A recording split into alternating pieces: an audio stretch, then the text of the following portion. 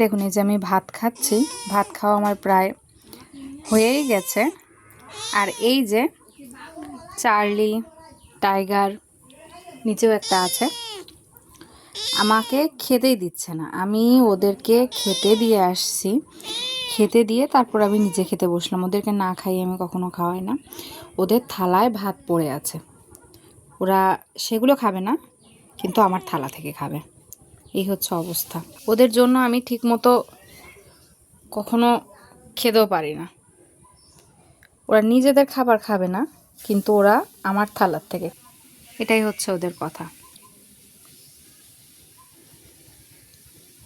এই যে আমার থালায় মুখ দেওয়ার চেষ্টা করছে। আর এই যে আরেক মহাশয় দিনু এসে বসে পড়েছে এই দরজার মাঝখানে, সিঁড়ির উপরে, রাস্তার মাঝখানে। এগুলোই হচ্ছে শোয়ার জায়গা।